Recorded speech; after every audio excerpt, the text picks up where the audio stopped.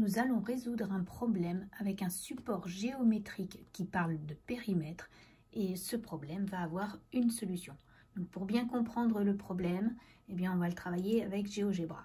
Donc on a un carré ABCD et puis on a un triangle équilatéral BEF.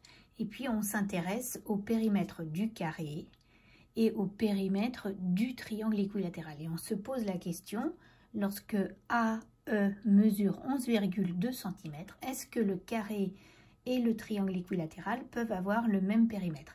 Donc on peut faire bouger la longueur du côté du carré et on voit que finalement, comme la longueur AE reste toujours la même, le triangle est obligé de se rétrécir et finalement peut-être qu'à un moment donné on va avoir des périmètres égaux. Donc on fera afficher le périmètre du carré. Ici par exemple il est de 17,6 lorsqu'on prend la longueur du côté à 4,4 et puis la longueur, le périmètre du triangle il est de 20,4 lorsqu'on a ce côté qui mesure 4,4 et puis que AE mesure toujours 11,2. Donc en faisant bouger B, on peut peut-être essayer de voir qu'à un moment donné, on va avoir deux périmètres égaux. Mais on va résoudre ce problème avec les 4 étapes obligatoires de la résolution d'un problème. Donc on remet l'énoncé du problème, c'est que la distance entre A et E est de 11,2 cm.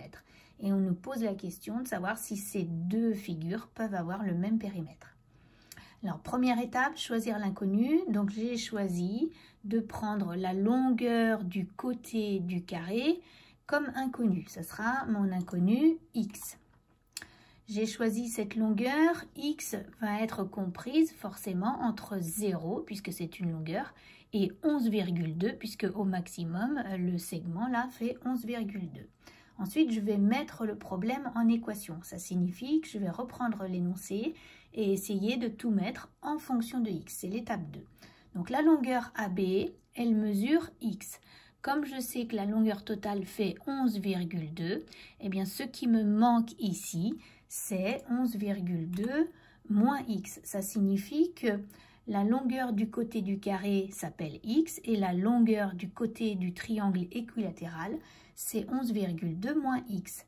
Maintenant, je m'intéresse au périmètre de ces deux figures. Le périmètre du triangle équilatéral, c'est 3 fois la longueur de son côté. Et le périmètre du carré, c'est 4 fois la longueur de son côté.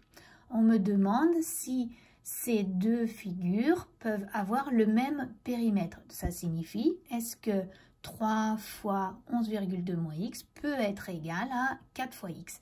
Je viens de trouver une équation, c'est l'équation qui me dit est-ce que les deux périmètres peuvent être égaux. Et donc si je trouve une valeur de x qui convient, eh bien ma réponse sera oui. Donc maintenant je vais faire la troisième étape de résolution du problème, c'est-à-dire résoudre l'équation. Ici j'ai un premier membre qui contient du x et puis j'ai un deuxième membre qui contient du x. Je vais essayer de les rassembler, mais dans un premier temps il faut que je libère le x de sa parenthèse en développant. 3 fois 11,2, 33,6, moins 3 fois x, 3x. Donc j'obtiens comme nouvelle équation équivalente 33,6 moins 3x égale à 4x. Je vais rassembler tous les x du même côté. Donc j'ajoute 3x à gauche et j'ajoute 3x à droite. Si j'ajoute 3x à gauche, finalement, moins 3x plus 3x, ça s'en va. Et si j'ajoute 3x à droite, j'obtiens 7x. Donc, j'obtiens 33,6 égale 7x. 7x, c'est 7 fois x. Donc, je vais trouver x en divisant par 7 de chaque côté.